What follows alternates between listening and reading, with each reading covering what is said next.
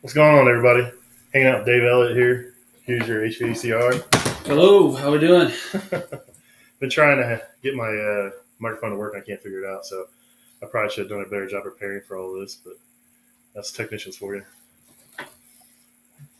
Look at that Flintstone going crazy there, huh? Those guys are amazing. The stuff they work on, man. Makes me want to do that kind of stuff. Oh, man. yeah. And then I see I don't want to work at people's houses, so. I don't think mine is showing what I'm not live. Oh, I can get online and bring it up. But getting out here to Dave's house, hang out, talk about some work, and interview Dave, talk about his career path, how he got involved in the trades, and all that fun stuff. So we'll get rolling here in a second. I feel like a full film crew here going. It's not showing you live. Did you actually go live? I thought.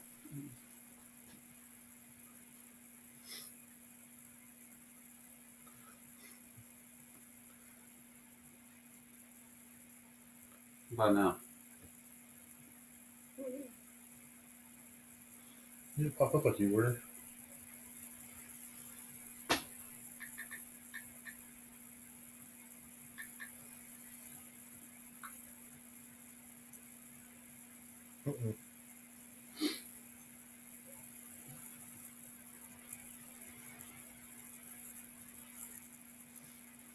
Did you hit that button on the bottom?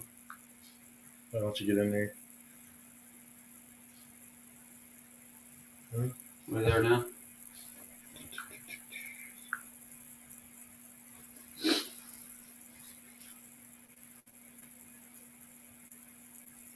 That's what I can see. That's just a filter.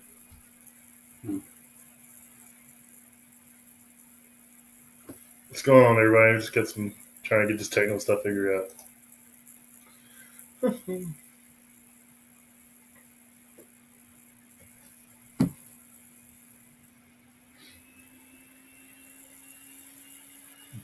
I wish you could stream from the computer to the Instagram, but it doesn't work that way. Yeah.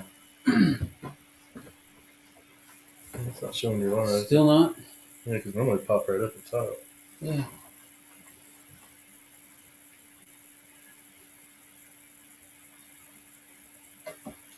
Put glasses on. So see. I never get on my phone, my iPhone, or it'd help you. I always on Instagram on my Android.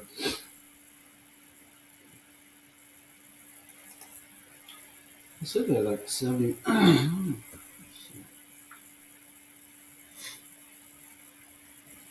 Got two people in here. I don't know who they is.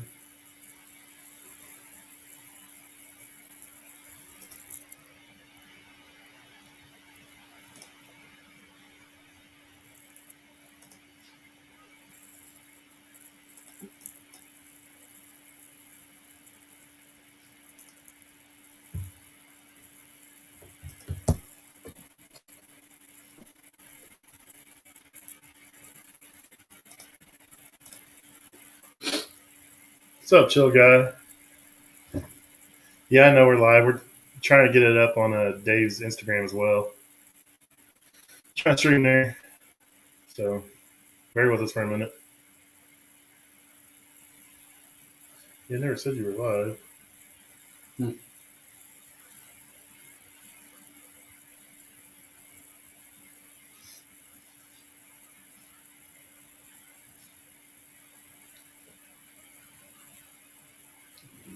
We did on that. Yeah, I don't. What the hell is post or real live? If you click on live, it comes up.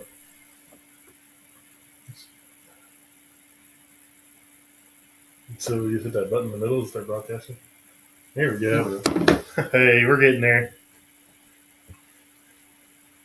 I like that tripod, dude. It looks kind of nice. Let's see, it came up. There you go. All right. Sorry for the problems. We're technicians, not IT guys. So, what's going on? We got Dave Elliott here. Instagram, he goes by Huser HVACR. He's a somewhat local guy, 2.5 hours, but we're in the same state at least. So, I met Dave a couple years ago when I started this Instagram thing. I was searching HVACR guys, and he popped up, and he said Hoosier. And I was like, hey, I gotta follow him, fellow Indiana guy. And we've talked quite a bit the last couple of years, hung out in Vegas. So Dave's a real good guy. Always working on all different kinds of things, and I was glad to have him on here. Glad he could have me down to his house and hang out and shoot the shit. So what's going on, Dave? Yeah, doing good. I appreciate you coming down. Appreciate you inviting me on. Always excited to do a podcast. Really excited about what you're doing with yours. The kitchen aspect is really neglected. Mhm. I've been in the trade going on a little over 30 years.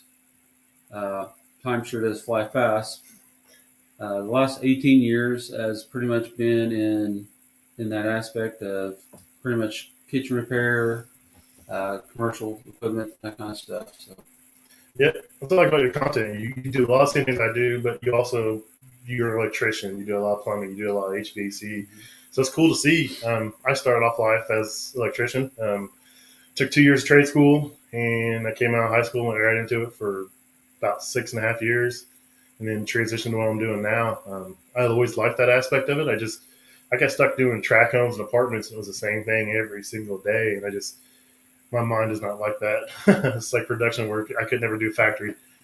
So my dad worked for a company that did what I do now, and he got me on there, and I worked there for a few years, and then I wanted to do more. I wanted to do refrigeration. Didn't want to do it, so jumped ship and made some bad decisions, and ended up where I'm at now. And luckily, I did, because this place treat me really good. But like I said, I always like your content, because you never know what you're going to be doing. One day you're showing a panel you're wiring, and you're roughing in a building last week. Tearing up concrete, putting in shower drains, and yeah, it's something different every day. That's one reason I really love it. I'm kind of the same way. I don't really like to do the same thing. I like to do multiple trades. When I first got into trades, started out with HVAC, kind of went through trade school. mm-hmm. First thing I realized was the more you know, the more they're going to pay you. So that was, my first end game of trying to learn more. Yeah.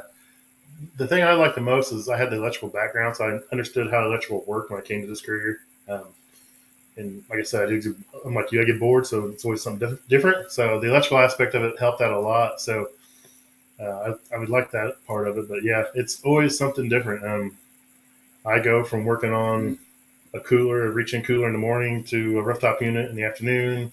At the end of the night, I make an emergency call on a grill somewhere and have to go out there, and the restaurant can't be open because the grill's down. You never know what you're going to work on. It's cool. Keeps you hopping. Yeah, the electrical part definitely is a great starter. When people ask which one you recommend going into, the biggest thing I think is understanding how to use a voltmeter, because my way of looking at it is, once you get your troubleshooting skills down, it doesn't matter what the equipment is. It's just different components. Yeah, I'm real bad. Like, I work on a lot of different things. Like, there's things I've never seen I have to work on, and people are always like, well, "What do you do when there's something you don't even know how to turn it on?" I like to go up to the customer like, "Hey, what's your procedure to turn this on? I want to see if you guys, see how you guys do this." And people are like, "That's a great little trick." I'm like, "Yeah, it saved my tail a bunch of times." But Yeah. I mean, I come up to things, I'm like, it looks like a spaceship. There's touchscreen panels on stuff now, and have no idea what I'm doing. And you get in some of these combi ovens and these grills, and you can get in there, and it tells you what's wrong with it, tells you a code, tells you where to go check. I mean, it pretty much diagnoses itself, but you still got to go and verify that that part is bad. But it'll lead you in the right direction. It's pretty cool how stuff is anymore. So you work for an independent owner and operator? Yeah, I work for a franchisee that has 23 restaurants and then some commercial properties, ever growing. It's probably have 6 more stores here in the next 2 years. Already have sites for them to be built on, so spread out. I go from cover a 2-state area. I don't work on as much equipment as I used to. I moved into more of a little bit of a management role as far as taking care of hiring some subs and different things like that too, which is almost a bigger headache. You calling me a headache, man? No, So you're easy to deal with. So I do some Garland Grill works, and his employer has some Garland Grills at some other locations, and it's a big like rollout thing, and I've had to do some work for him. And he's called me, and I make sure it gets taken care of. So I mean, I try to do what I can. Now he has followed up some people I know, and I've had to have a talk with some of their work. It's kind of questionable, but I mean, as long as everyone's trying to be better, I don't have a problem with it. So Yeah. but yeah, that's cool. So have you always been in the trade since high school, or? Yeah, I mean, I went right out of high school to, Ivy Tech. Mhm. I started Sweet. in the fall, right, the August, right out of high school, graduated, and then 2 months later, I started with a company that was local. Um, they were called Snyder's Plumbing Heating out of Seymour, Indiana, and I was with them for 11 years. They were like family. Sweet. Yeah, Ivy Tech. I've been in some Ivy Tech. We go in there and we have a little presentation where we kind of explain what our side of the trade is. So we'll go into the HVAC program. Yeah, I've done it in like Kokomo and Muncie. I go in there and I have a little slideshow and I go in there and talk about what we do and explain, our side of it.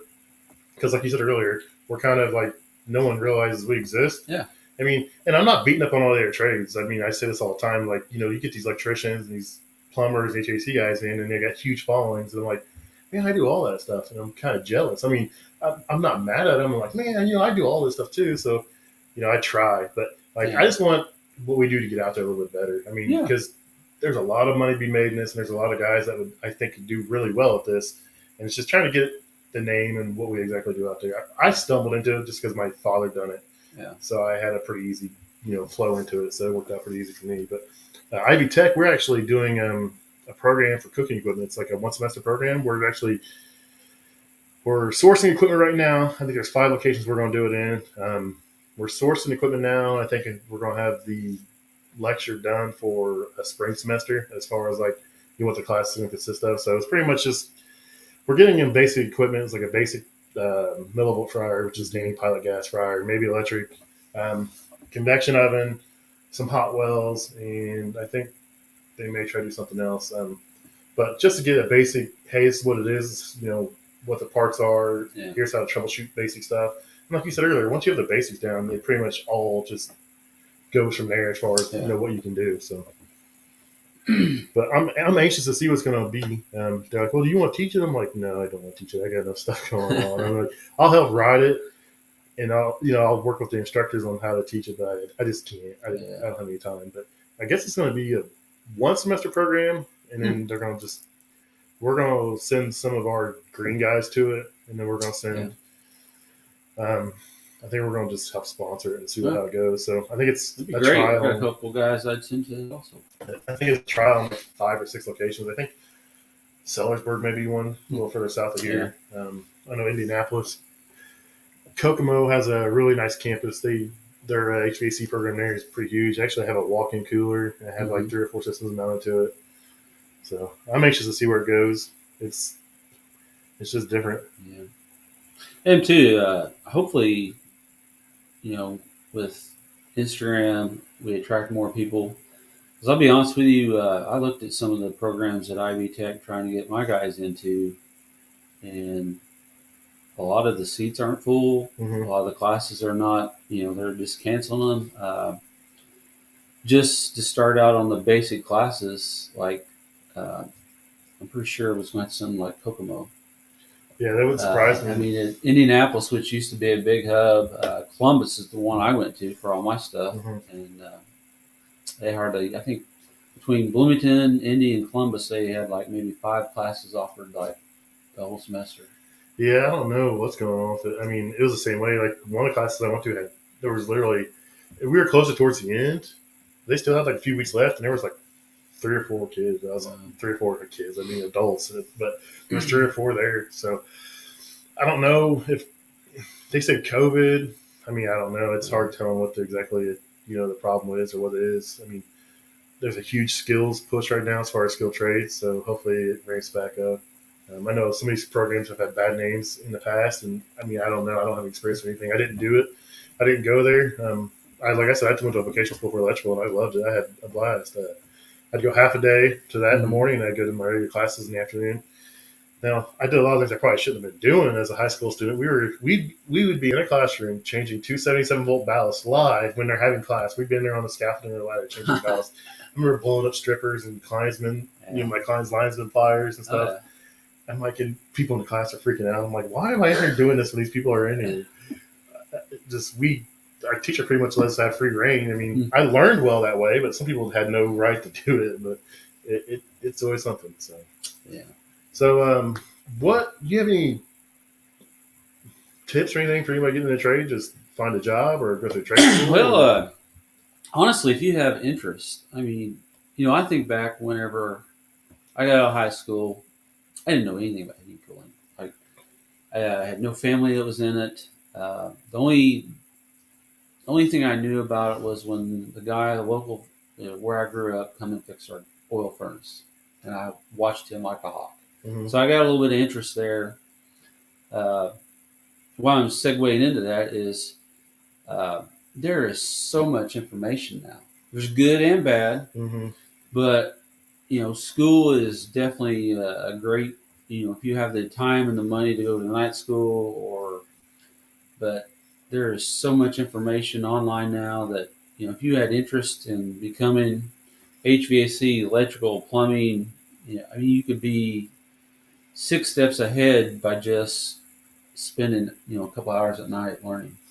Yeah, if you can get into a trade school, try to get that evening ones. I mean, a lot of these companies will sponsor guys to go to these trade schools now because it helps them out. Does help them learn stuff. So if you go, you get to a trade school, a lot of times companies will come there looking for guys, green guys that they want to bring on and work with. So trade school is the way to go. We're hiring, and I mean, we've tried guys that had experience never show back up. We've had guys say they're going to hire, drug tests, come in and refuse to fill out paperwork, don't come in and do paperwork. It's definitely trying time right now. I bring it up with my son. Literally applied and had an interview last week, and I don't know how I feel about working with my son. I mean, I don't mind working with him, but it's my son. It's more of a fatherly thing. He thinks a lot like me. He's got ADHD brain, so he kind of bounces all over the place. So I think he'll do all right. It's just I've never really seen him working with his hands much. He bought a truck and he's been working on it, and I go and I supervise. I make him do it. And he was pushing real hard down with the ratchet. He had his fist clenched on it. He was pushing down. He was by the concrete. And I was like, "Hey, you might want to open your hand." And, I know what I'm doing. Bam! It slipped and drove his hand right to the ground. I thought he broke his hand for sure. And I was like, "Yeah, remember when I said you might want to keep your hand open?" I was like, "That's why." So he'll learn. I'm kind of anxious to have him with me. That's what I told him because I do most of the training. I'm like, "Hey, you're going to have to ride with me for 6 months." I said, "You think you can handle that?" I was like, "I'm kind of bad to work with. I expect things." I said, I'm working on that as far as training people, but it's going to be definitely an adventure. So, well, the great thing is he's seen the hours that you put in. When you get home at night, what it's like. I mean, it's being in the trades. I mean, definitely there's some jobs that are structured, 7 to 5, 7 to 4. What we do. I mean, that phone could ring any time and be like, "Well, we're gonna have to wrap this up pretty quick. Gotta go." I'm on call right now, so I know all too well. So I mean, he's seen that part, which is good. Some of the younger generation, some of them are fine working 4 days a week. It's good that he has an interest. Yeah. He was trying to be a linesman, but he was going through the city and it was just taking too long, and he just kind of gave up on it. His mom probably didn't want to be a linesman anyways. He knows the money's good there, but it's a lot of danger. I mean, there's danger in what we do too. So me and you both do restaurant equipment, so it's a lot different than like comfort heating at a house or something or a business. So if, say, you got a store and I walk in the freezer's down, we got to go. It doesn't matter what we're doing, where it's at. We have to go because they have thousands of dollars of product in there. They lose that product, they're out the money for the product, they have to close and everything else. So a lot of times people do just HVAC, you don't realize, I mean, they got to go, they get the on-call thing, but we get a call at midnight, "Hey, my walk-in freezer's down," and it's at 40. Well, your walk-in freezer's been down for 2 or 3 days, and you're just now calling. So it's a little different as far as, the on-call stuff of us goes for that. Yeah, the restaurant.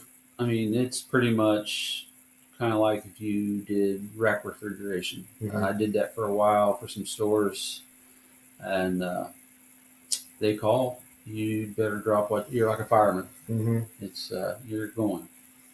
Yeah, I drove. I had permission, but I drove my van here. I got a full uniform in the van. Boots are in the van.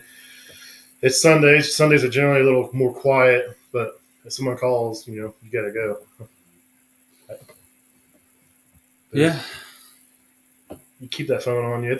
I mean, it's rewarding though. I mean, the money's great, but I take pleasure in, you walk into a restaurant and they're closed and they can't open up, and you get, their fryer running or their oven running, and they can open back up, and the managers or the owners are extremely appreciative. I mean, I've they'll bend over backwards to help you out. I mean, you get to places that are just absolutely rude and hateful, but I mean, you have that anywhere you go to work. So, but I enjoy the restaurants. It's always something different.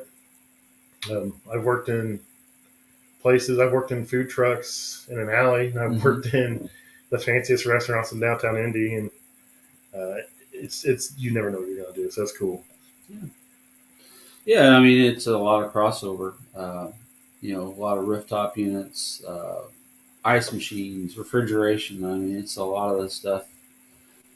You know, I mean, I do work on some residential stuff too. Like I say, he owns a lot of properties, so uh, it's a mix of a lot of different things. But yeah, the restaurant stuff. I mean, I enjoy it. I've done it.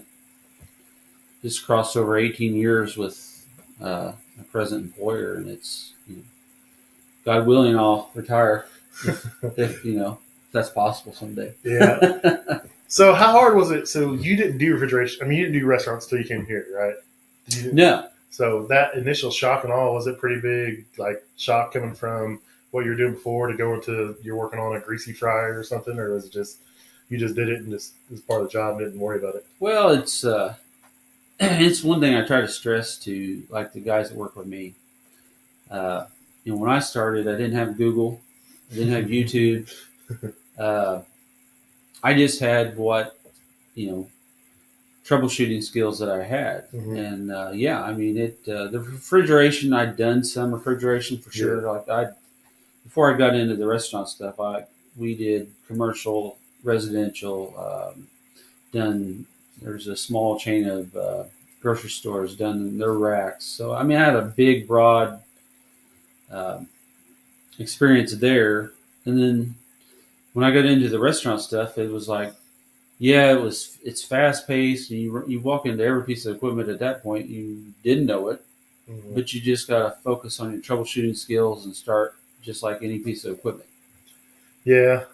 When I first started, like I said, I was an electrician, and it was like grease. I was just like appalled and disgusted, and it it can be overwhelming sometimes. I mean, but it's not bad. It's just if I get something's too dirty, I just tell the customer they gotta clean it. I mean, Yeah. you work for the owner of the company, so most of the time if it's something dirty, you can get away with, hey, I'm not touching it until you clean it type of stuff. Well, I mean, it is, but I mean, you can.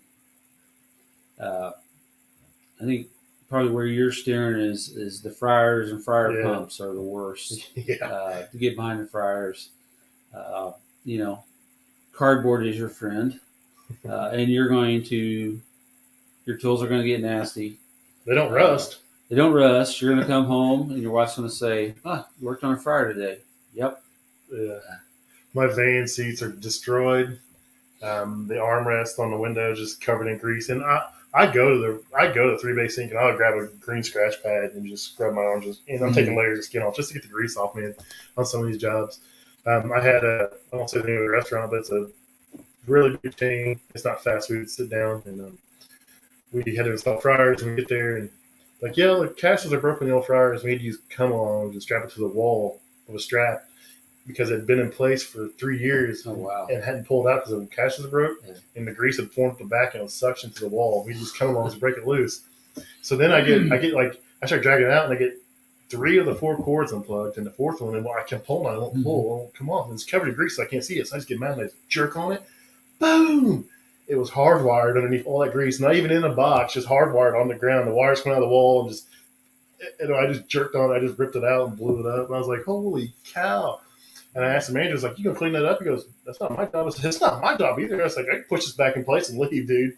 And he like went in and like scraped it up and was like, "That's all I'm doing." I was like, "I just I just put it back in, I put the new one in place, did the best I could. I was like, I'm not cleaning it up. I was like, it's movable now. Your guys can clean it later on. But yeah, it's just the way people treat their stuff is like, I don't know if they just don't realize it's not theirs, so they just don't care. A lot of times it seems like some of these restaurants, but I mean, I've seen it all. It definitely has gotten worse the COVID years has really hurt it. The restaurant business is understaffed.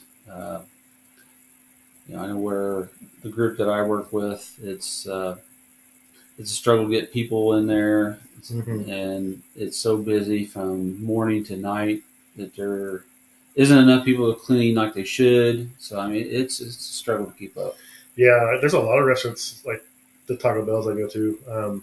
Most of them they don't even have dining room open because they don't have enough staff to open up, the dining room. So it's drive through only. It's crazy.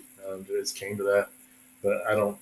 I mean, I know cost of living's up higher. Inflation, everything's up higher, and I just don't know how people aren't working. I don't get it. I mean, I feel bad because these people, these restaurants are getting yelled at because the dining room's not open or the drive-through super slow. I'm like, Yeah. if you've seen that this restaurant in normal conditions, 6 or 7 people, and I walk in and there's 2 people working, and I'm like, it's gonna take them longer, right? And Yeah.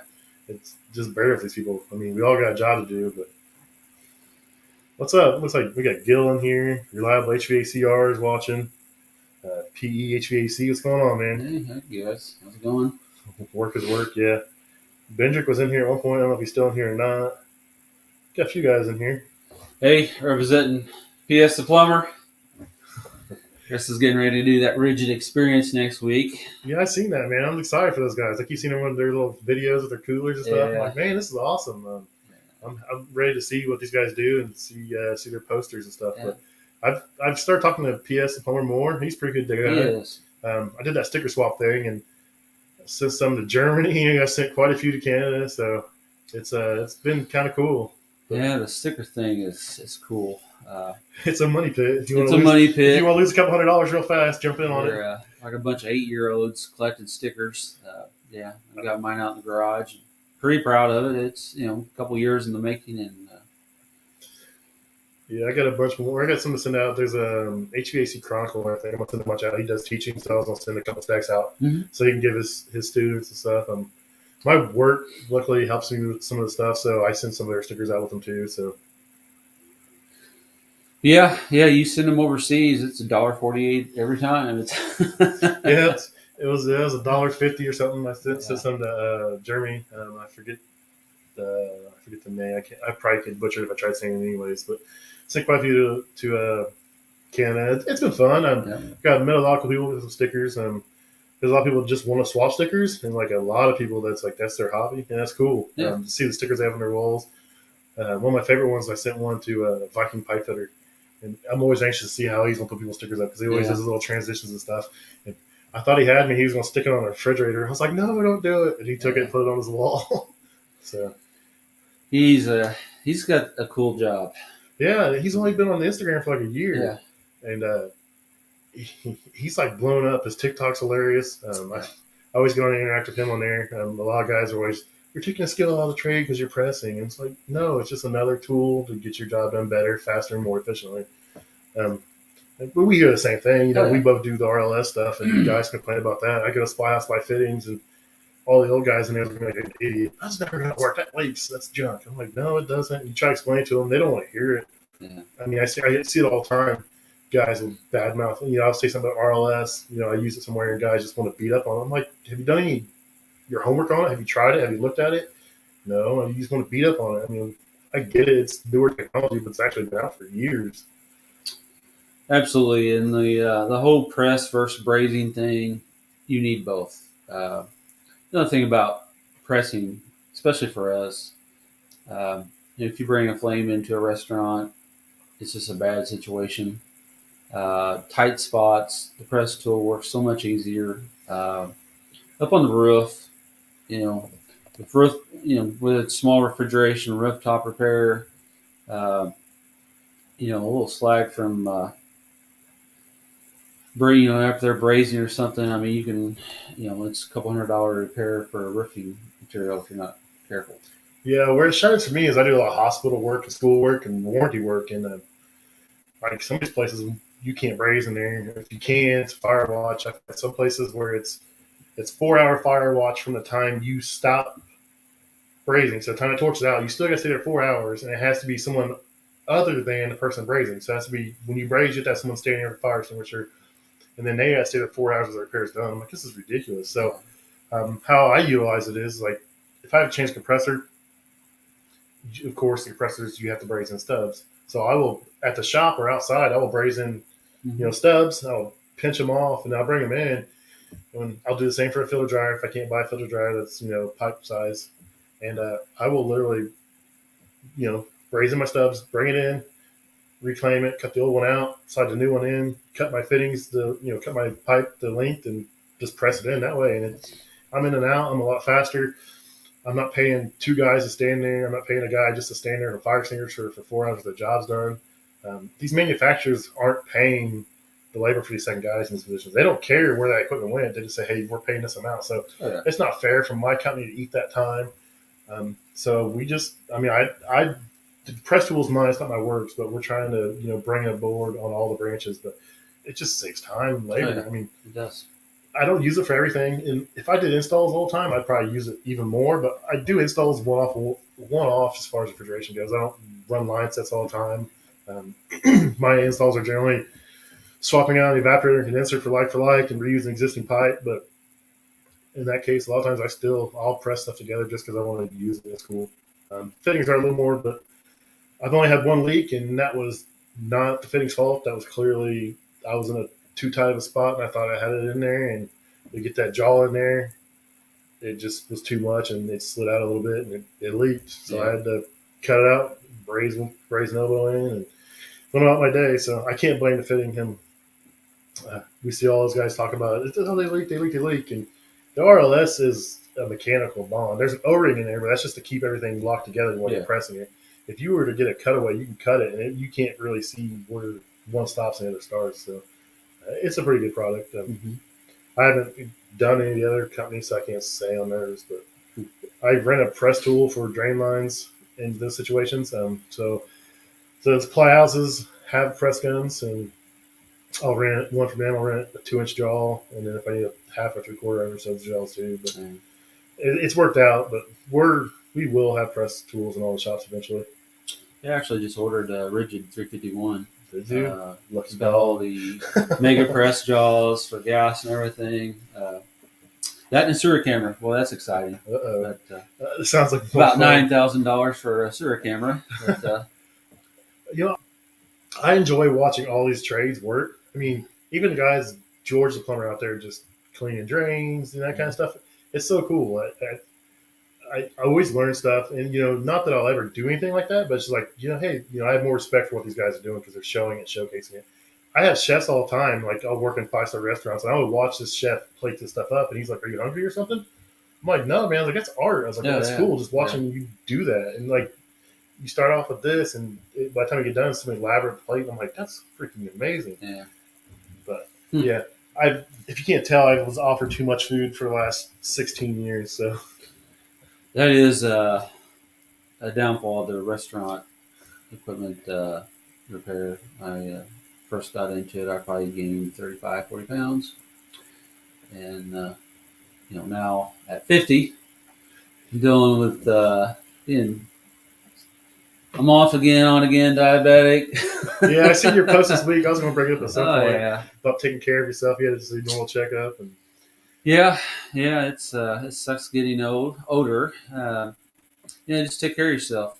Get your physicals. I've done yearly physicals for I think 6 years now.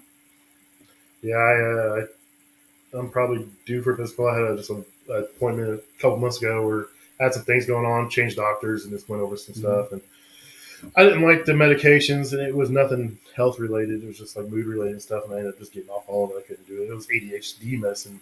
I was like, well, 4 years old, maybe I should, do something about this. And then I'm so used to living that way for 40 years. I can't do it. Yeah. Like it made me weird, made me feel weird. I'm just like, I can't do it. so many side effects. It seems like I'd have the worst side effects. I tried 3 different medicines, and I'd have the craziest side effects of each one had, and I was like, I'm done. Oh wow. I'm not doing it. But Yeah. yeah, you got to take care of yourself. Like I said, I tell everybody, I will not lie. When I started in this business, I was like 235, 6 foot tall. I mean, I had a beer gut, had a normal dad bod, and then fast forward to probably 14 years, I went to 440, and I've done this like 100 pound up and down from 440 down 340.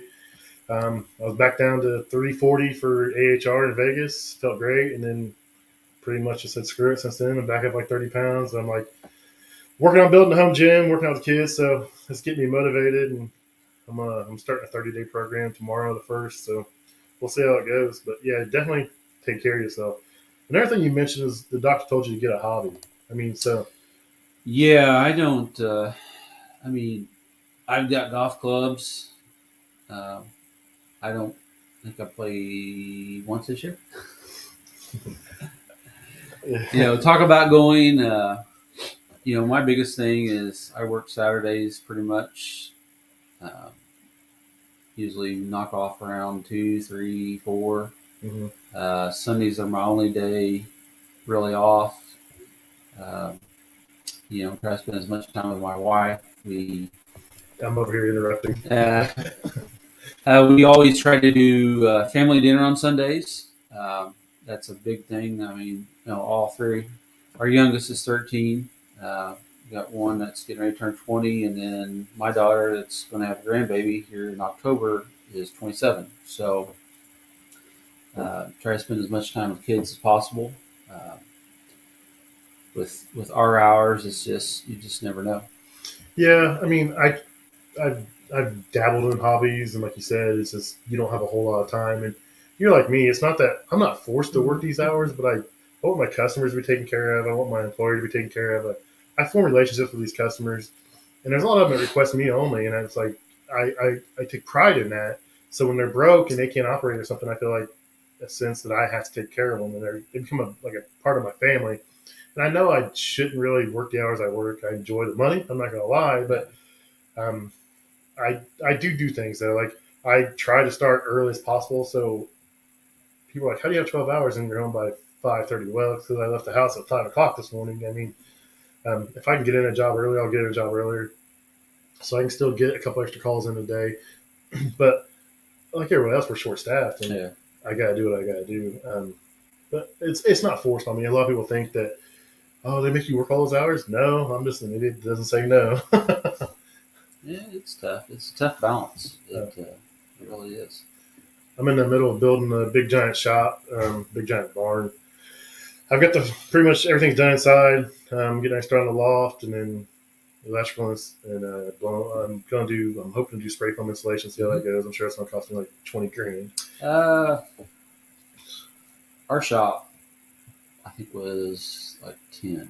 10. Very well worth it. Like no air conditioning, obviously, in there, and it's been pretty nice, really. Mine's a sauna. We put the gym out there, and my son, he's figured out to keep the door closed. It's still cooler in there, but you walk in there and I'm like, I can't breathe in here. How are you doing this? I got big fans in there. I open it all up and try to move air, but I don't know if that's the right decision. Sometimes I think if you get spray foam, I think you'll notice the difference. Yeah, I've seen a lot of guys do spray foam and have really good luck with it. I've been following Mechanical Eric Ani's shop job, and he's done his really nice. And I want to do mine like his spray foam and the new metal on the inside on the walls and stuff. Yeah. So we'll see. It's just it kind of depleted my savings to build it first. I mean, I've been wanting it for years and years and years, and I finally just said, screw it. It's not going to be any cheaper, and just pulled the trigger this year and got it in. So you're like my neighbor has just put in a pool. He's like, yeah, I got a $8,500 pool and a $30,000 deck. Dude, my wife wanted a pool, so we've always had like some sort of pool that ones you get from Walmart, you take down every year. Yeah. And eventually we bought a real nice above ground pool, and I just call it my money pit. I don't think I've been in it twice in the last 4 years. Like I always threaten them to go out there and shoot a hole in the side of it because it's just work. It's always leaking, or there's always a fitting leaking here, or there's always something stuck or something clogged, or it drives me up the wall. My wife loves it. My kids used to love it, and they go through. Sometimes they want to be in it, sometimes they don't want to do with it, and it's just a big giant round money pit. Yeah. Chemicals and water. I think we're involved in it next year. My wife is asked and pleaded, and Young grandkids, it'll be cool. It's fun with them. So, Like I said, my oldest, my daughter's 21. My oldest son's he'll be 20. My youngest son he'll be 17. And occasionally, my oldest son and his girlfriend will get out there, and he's got a little dog. The dog actually gets in the pool, and she'll bring her little nieces and nephews over, and they use it. I don't care. I don't mind it. It's just I just hate working on it, man. Like you get that cover on there, and you put the cover on there, and it's a nightmare to stretch this cover on this because if you know me, I'm bad. I don't buy the smallest or the cheapest anything. Like if I buy something, I'm like I'm just going to buy once, cry once. So I'll spend the money, and I bought the biggest round. It's like 33 by 52, and trying to stretch this big giant cover across there for the winter is a nightmare. It falls in, and I'm yelling at the kids, and kids are crying, and it's bad. And then getting it also even worse is you clean all the leaves off and the water off. I think if I was to do it, I'd get an in-ground pool, though. That'd be the way to do it. So we've got Gil. Yeah, Gil started out doing restaurants refrigeration, and then he changed over. I don't think he misses the restaurants because he misses working with his dad. Yeah, that's what I'm kind of excited about with my son coming on board is building some memories with him. I got to realize that he's not a normal employee, but I got to treat him like a normal employee. So it's going to be a different kind of thing. They're kind of leaving it up to me as far as how I feel about it. So we'll see.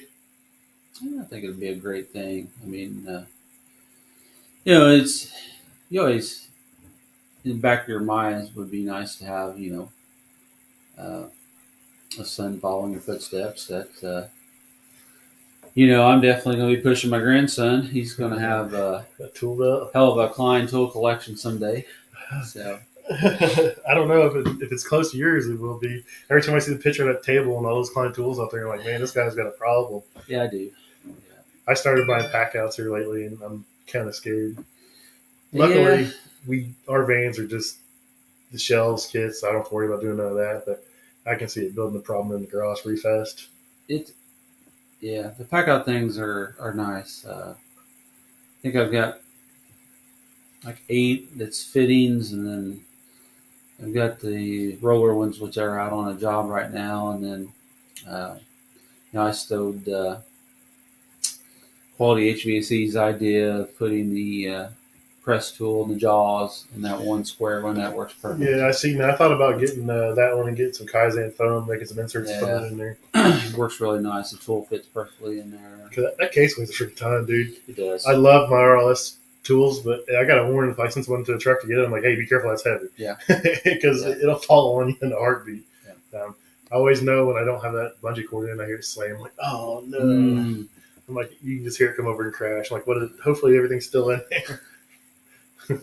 But yeah, I have the pack out thing's pretty cool. I got one right now. I just keep all my RLS fittings in there. I want to do some for all my plumbing fittings because I've got a ton of brass fittings for doing combi installs and water filter installs. So I think it'd be a lot nicer. I have it in the Stanley box right now, and it's kind of beat up. It's pretty cheaply made.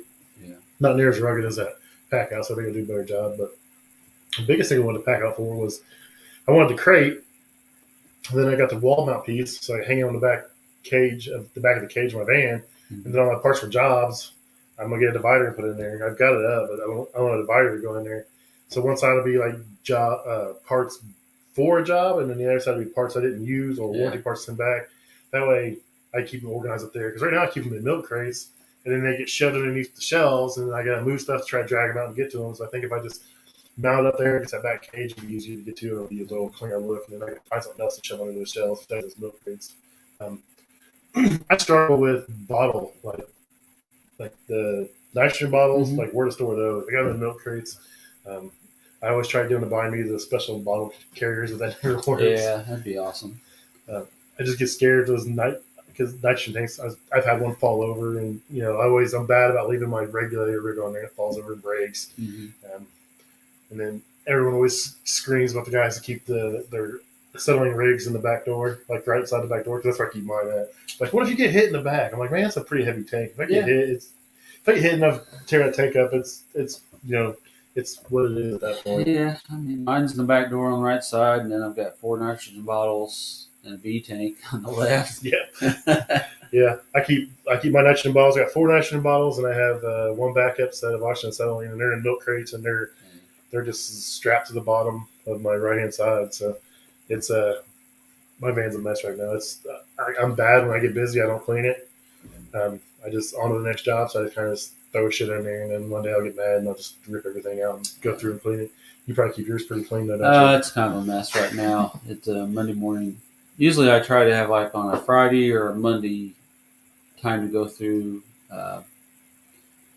Hopefully tomorrow. Hopefully I have time. But then you bring up the whole van thing. I mean, I've got a normal transit shelf package, and with the packouts. I mean, I've seen so many ideas on Instagram that to utilize. Because my problem is I have a big Craftsman toolbox on top of a box that has a reclaimer, vacuum pump, and everything, and then it's just loaded front to back with packouts. Uh, you're walking around them; it's just not a good situation. Yeah, I've seen some guys where we have a guy, I won't say the branch, but he took out his shelving package and he put in the pack out wall stuff and just hangs everything on there. And it looks sweet. Yeah. But I hope we don't get in trouble for doing that. I mean, but I think if these companies would figure out that if you buy these pack outs and these wall kits, you're cheaper off in the long run doing this because then you can just move those to the next van. Hey, here's a day, you got to spend a day fitting this, taking your pack out stuff out, mounting the new stuff to the wall, and going from there. I think a lot of these companies would probably be better off doing it that way. My problem is I just have so much big parts that won't fit in the pack out, so I still got to have shelves of some sort in there. Well, and that's the thing. I hear it every time I take my van in. You're way overweight. It's not like we just do HVAC. Like I've got parts for restaurant equipment, HVAC. I've got like 17 or 18 motors on my truck. Yeah. Where I go, it's not like you can just go to the supply house and get what you need. So, it's crazy overloaded, crazy parts amounts. Yeah, I always get the customers, oh, you don't have the parts to fix that? I'm like, I could drive a semi and not have the parts to fix everything I work on. I was like, unfortunately, no. So our company tries to do programs where dedicated tech. So I'm a dedicated tech for AutoShim. So I do all the AutoShim warranty calls I have to do, which they make combi ovens, cooking holes. They make some pretty cool stuff. But so I get to do those. And then there's a guy that does the rationales, and then there's a guy that does the pit codes. And we try to our top manufacturers for warranty. We have a dedicated tech, but a lot of times I'll go out there and I don't have a part. The restaurant stuff's weird because you can't just find that stuff local. Yeah, it's all proprietary stuff, and you have to order from the manufacturer, and then there's huge liability things. We're a warranty rep for just about everybody, so we cannot use an aftermarket part. It's just part of the process, and so we have to get the parts from the manufacturer, and it's a huge headache. I mean, you probably could get away a little better than me because you're one strand of restaurants. You can keep a lot of the major parts to get your guys going. Yeah, I mean, there's some, you can get by with some different contactors or stuff, but a lot of the equipment you still have to use the OEM parts. Well, I don't mean as far as aftermarket. I mean you guys all use the same fryers pretty much. So you keep the same part that works on your fryer, so you can do pretty well with that as far as downtime. Yeah, I mean, my biggest thing is we use a lot of penny. Yep. Well, the fryers, excuse me, the COVID cough. I'll keep the main parts that I see that go bad. But I mean, they're still, if you're a Henny Penny service provider, I mean, it's a huge cardboard box of parts that you're supposed to have, and likelihood of anybody carrying that's slim. There's only so much room. Well, see, my branch doesn't do Henny Penny warranty, but the branch down south does, and the branch down north. We don't in Indianapolis. One of our other people do it. One of our other service companies in the area does it. So I don't do a whole lot of Henny Penny work. When I used to work for that company, I mean, I'd always be in the Marsh or Village Spring Street. When I first started, that was huge in my areas. Grocery stores and those convenience stores now had the pressure fryers, the lids. You had to change the lid springs, and I got pretty good at them. And it was fun. It was different. But now I couldn't even remember how to change a lid spring. It's been so long. But I mean, occasionally they're rolling out a PM program, I guess, for Brinkers, which owns the chain of restaurants. But they for the Henny Pennies, they want PMs done on them, and I haven't seen the program yet. But I probably wanted to do it because we don't do warranty work. It probably one-off stuff. I think it's for the RVs and stuff like that. So is your guys' equipment mostly your fryers, everything pretty much electric, or? It's almost all total electric.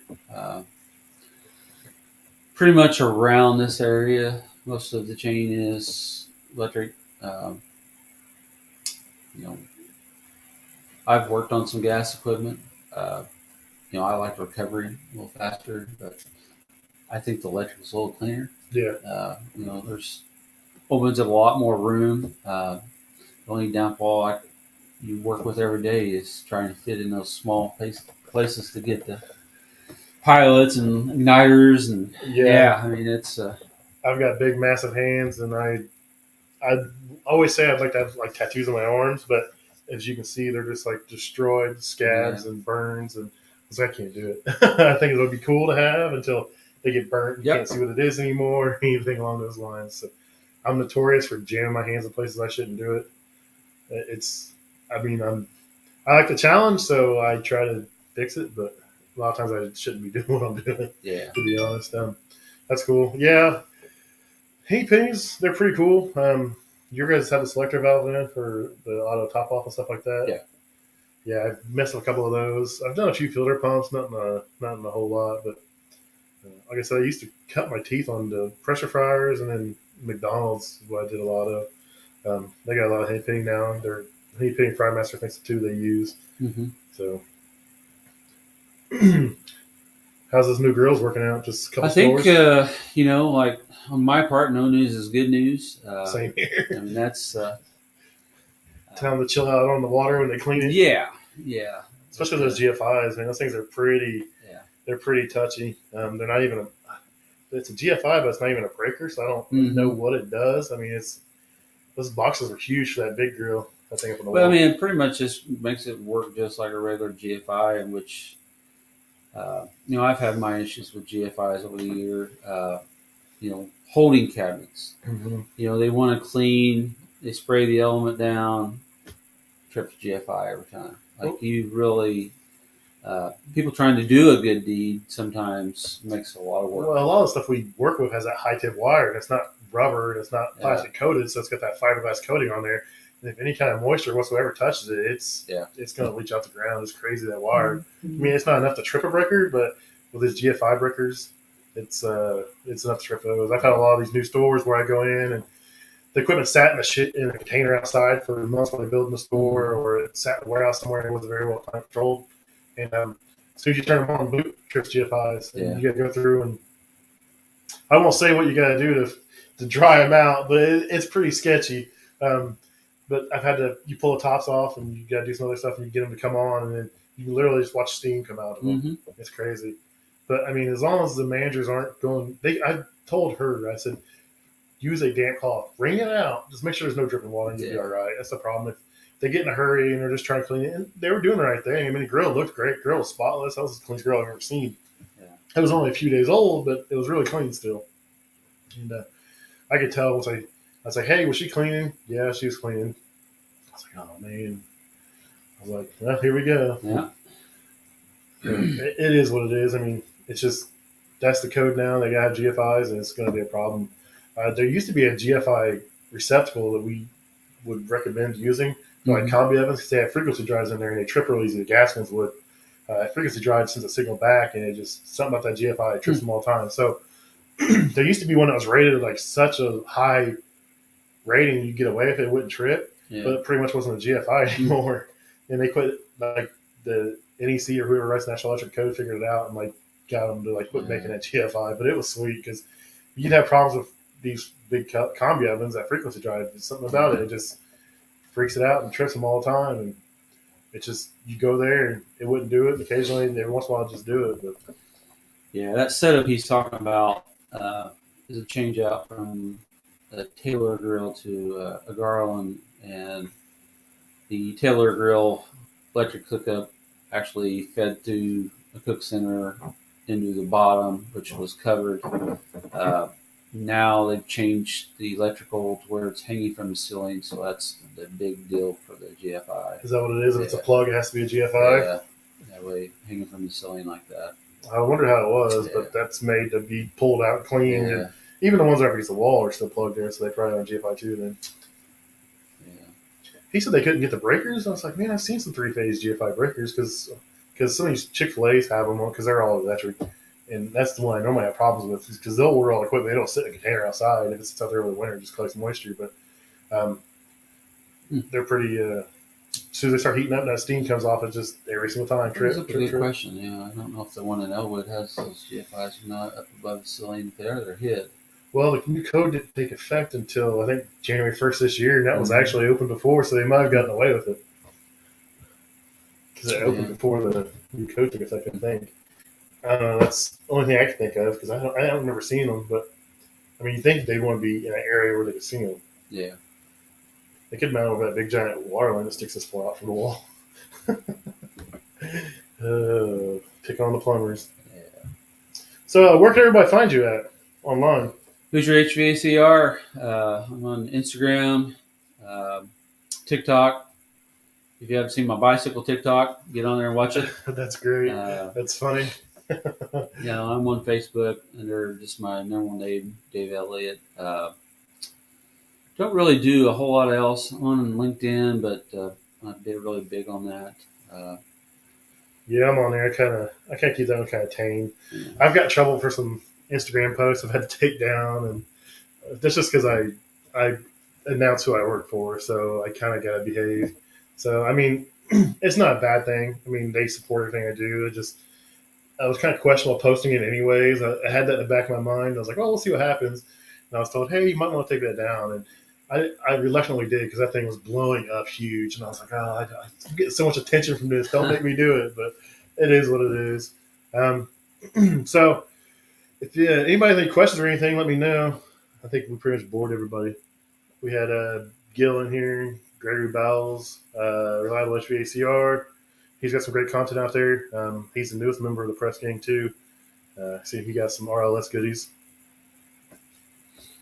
Yeah, RLS is hard to beat. It really is. Yeah, I look forward to work with. Yeah, I look forward to going out there. I'm supposed to go to St. Louis this week unless something changes with work, but hoping to go out there and tour the new facility and go see Paul and Jessica and everybody. I would like to walk the floor, see how they make fittings and stuff, and go from there.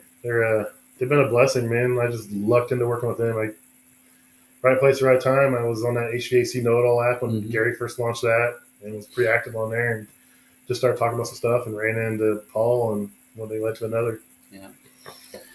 Yeah, I'm a big fan of that company. I'm also a big fan of Sarwell, Lance. Oh, Lance. We're still going to need to braze, so your products are great. Yeah, if I could find them at Duncan Supply, I'd be a lot happier. But yeah. Johnstone, I don't really care for Johnstone. We never had it out. Just when it used to be, so we had an account at one, and I went to the other store, and it was owned by someone else, and they refused to sell to me. They were being rude about it, and I was like, at that point, it's like I'm not done with Johnstone anymore. And that was years ago. And I talked to some people, and they said that's not the case anymore, and I should be able to go back in there. But I just haven't done it. I stick to my Duncan Supply, United Refrigeration. But speaking of those guys, neither one of those companies answered their after-hours call for me yesterday in Terre Haute. I was kind of pissed off. Yeah, that's... So I had to do the old green belt from Rural King trick. Mm-hmm. It's working, but I was hoping to get a sheave and replace the sheave because that sheave's trash. But you don't always get lucky, so sometimes you just got to do what you got to do. I think we bored everybody. Let's scroll through them all off, huh? Yeah. Scroll through and see if we got any questions. I really wasn't paying attention very well. I'm a terrible person. Terrible host. I'm not seeing anything. My biggest thing when I go and do lives is like I can't see well enough. I need riggers. They're not too far away. So I wear glasses because I'm blind. I took I took the blue stuff to the face. Oh wow. Yeah, I was dumb. It's probably 11 years ago. I was cleaning a V-coil. I was spraying, didn't have nothing on, spraying on the east side, and then wind shifted and it blew it right back in my eyes. I literally laid on the roof with a hose in my eyes crying for like 30 minutes. I thought I was blind. Wow. And ever since then, like every year, my eyes get worse and worse and worse every year. I imagine I've done some permanent damage. I just hope it stops eventually. But I was 39 years old and had to get bifocals, so I wasn't thrilled about that. But, I mean, just goes back and take care of yourself, PPE, that kind of stuff. We all get in a hurry, but it's more important to come home and see your family at the end of the day than it is to short a job by 5 or 10 minutes. It sure is. It sure is. We do a lot of sketchy stuff on ladders. You know, where all my places, I don't have scuttle holes or anything, so it's all up on a ladder. So Yeah, that store in Elwood, they did the really cool ladder thing. That thing's pretty sweet. yeah. It's got the little access Like and the hook. gate, so Mhm. I don't have to. You hook your ladder. It's got a gate, so I don't have to wear. We're big into fall protection now, so if you're working with somebody through the roof, you got to wear the harness. There, you don't have to because you got the parapet wall and the gate, so you're free to go. So you guys do some pretty cool stuff as far as that goes. Yeah. Yeah. Luckily, no OSHA violations on our commercial side. We've had so they're nice. I'm a fat guy, so they buy me the big heavy ladder. The problem is that big heavy ladder is heavy as hell. Yeah. It's rough. But we had a guy. He set up like a 16-foot or a 14-foot A-frame ladder in a restaurant that was open, serving. Climbed to the very top, stood on the very top, and started to work on something. And there was a lady down there, and she told me to get down. He said, "No, you have to fix this unit." She said, "No, get down." She was an OSHA officer, and we got fined. He did it right in front of an OSHA officer. I was like, "Why would you do that? And why would you do it when there are people in the restaurant?" Yeah. Wow. So I mean, it just goes back to work safe, guys. Work smart. I mean, if you got to get a lift, you got to get a lift. If your boss tells you no, I mean, just do what's safe for you. They're not going to tell you no. If they do, Even on the residential side, be watching. We got hit. There's a residential side now to OSHA. is there? Yeah, and they just random pull up on job sites, That's just like the other ones do. That's nuts. Yeah. There's Aiden Kid AVs in here. What's going on, man? When's class start back up for you? I don't know if he's still in here or I not. don't know. Probably now. It's crazy how the kids go to school in early August. Yeah, my son starts back next. He's got another full week. He goes back to 10th, I think. Yeah. But there's kids that started last week. I've seen first day of school photos. I'm like, holy cow. My daughter starts Wednesday. I do believe. Yeah. Is she in middle school? The eighth grade. Eighth grade? Yeah. Yeah, he's our last one. He'll be a junior this year. He's been saying for years he wants to do what I do. So hopefully, once my other one gets through and he gets a couple of years in, he can follow in. He's more mechanically inclined. He's always interested in how stuff comes apart. So I think he'll be good. So it'll be weird if we have three techs at the same branch, the last name Finley. Yeah. Taking over the place. So Hopefully. I hope to see that. That'd be good. but I look forward to seeing a lot of the younger guys in the trades, and I look forward to going out to these trade schools. We're trying to work a program, like I said, with Ivy Tech. I want to do like a promotional video that we can just send out to like all the area schools. So in Indiana, there's like area schools or like vocational schools now. So like career centers, but they have area that's in the designation of number, and it's just the area it's in. And they have some are high school classes and some are like adult classes, and some are ran by universities. It's kind of weird. So there's one in Anderson that I went to, but it was actually ran by Anderson Community Schools back then. But now it's ran by, I'm not sure if it was ran by Ivy Tech or what, but they've got some programs in there. But I want to do a promotional video of what we do and just send it out there. I mean, we can't get to all these places, but if we can get a video out there that says, hey, this is what we do, this is what we offer, this is some of the cool stuff we see, I think it'll go a long ways.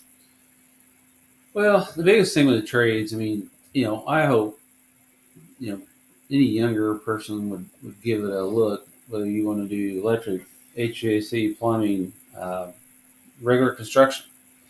The thing about the restaurant stuff, I mean, it's, if you say, well, I kind of got an interest in all of those, you're a perfect candidate to move over and, the restaurant stuff, you're never going to get laid off. No. I mean, there's never enough hours in the day to finish everything. When COVID hit, we let go like half our staff because we didn't know what was going on. And one was retired and just worked in the office a couple days a week, and a couple needed to go anyway, so we let go half the staff. And they're like, okay, we can't work more than 30 hours a week because they were just trying to maintain cash flow for the business as well, because they were seeing it as technical side and the business side, so they're trying to maintain cash flow. So they said this policy, hey, 30 hours a week. Well, for the first 2 months, I was working more than before. I was working like 60 plus hours. So the other guys were like, 30 hours, I'm going home. Not me. I'm like, the work's here. Eventually, someone caught on. They're like, he can't do that anymore. So they tried capping me at like 40. Well, I'd have 40 in by like Thursday afternoon. Yeah. I'm a terrible person. Like, most of the times I'll be into overtime Wednesday night, Thursday morning pretty much, and I go from there. But it never slowed down, even with COVID. I mean, Uh-huh. I had to wear a mask. It's still going into these nursing homes and hospitals. You got to wear a mask, but everywhere else doesn't really care Yeah. anymore. But yeah, if you have interest in all the trades or the variety piques your interest, this is the way to go. What's up? PS the Plumber's in here. Hey. Have fun next week at Rigid. Yeah, Lucky dog. yeah. That's those guys at Ridges are going to be. I always hear the stories. Those guys go on podcasts and talking about stuff, and it's just amazing. I'd like to just go.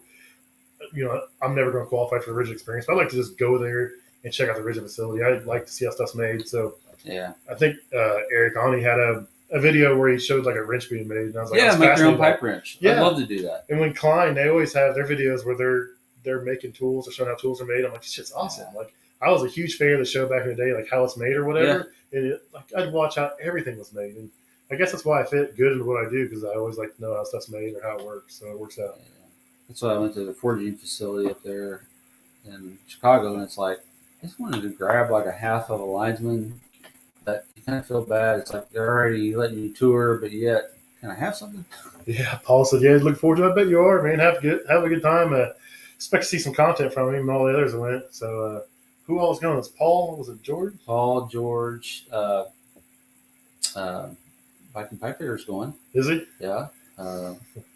He should as much as he's George pressing. is going. You follow Alan Carlson. He's going. There's a lot of people I need to start following him. I was kind of new to this. And I don't know who to follow, and it's grown on me the last couple of years. But I enjoy seeing the plumbers. They do a lot of crazy stuff, a lot of cool stuff, man. Yeah. Oh, Derek, for real? Yeah. Yep, He's Derek. got a lot of great content. Yeah, yeah. He's one I sent some stickers to up in Canada. Yeah. He was cool. I followed him. He got a lot of good stuff out there. Yeah. Anyone else, Paul? You missed? It's probably delayed lag time. Yeah, that's crazy. Those coolers are nice. Golf balls. I don't golf, but I tried golfing years ago. I said I was going to do it, and like all the other hobbies, I say I'm going to do it. And I do it like 2 or 3 times. It kind of falls off. Yeah. It's a game where you see them on TV and they make it look so easy, but it's once you can figure out how to hit the ball, and then you got to hit it consistently. I'd go to the driving range and break my driver. I'd hit the ground to be nice. Bam! And all of a sudden, my club head flies off. Yeah. Like, well, that's going to cost me $40 to fix. I play a few times a year, and then usually by the end of the day, it's a good hobby to go drink beer for me. A couple ladies, Brunette Plumber. Yeah, she's cool. I love her content. She's out there killing it, man. She does everything. She runs her own excavator. She's a hustler, man. Yeah. She's getting dirty every day. So. Well, I think it's probably gonna wrap this up. I don't want to keep him any longer. It's Sunday, and he's got a family dinner. I'm interrupting. Got Heidi back here somewhere. Yeah, she's probably looking for me to get out of her house. But thanks for having me, and thanks for coming on. Once again, you can follow him at Huger HVACR, Dave Elliott. A lot of great content. It's always a variety. He does more variety than me. Like I said, I miss the days working in those panels. I follow a lot of electricians now and seeing those panels, and they're nice and tidy and a million zip ties. And yeah, here lately, I'm back in the land of Romex, and it's been a long time since I've been running Romex. So I'll run into it on a commercial job, like in a restaurant. So I'm like, how are they running Romex and get away with this? Yeah, I don't know how they're doing that. I'm like, that's not cool. Yeah, I used to burn through some Romex in my day. Yeah. We did a lot of apartments, and it was you did one apartment a day minimum in 8 hours. If you did more than one, good. If you don't get it done, you're staying until it's done type shit. All right, everybody. Well, I need a drink. I'm over here coughing and gagging. So thanks for everything, Dave. All right. Thank you. Have having me on. Have a good day and take care, everybody. See you guys. See you guys.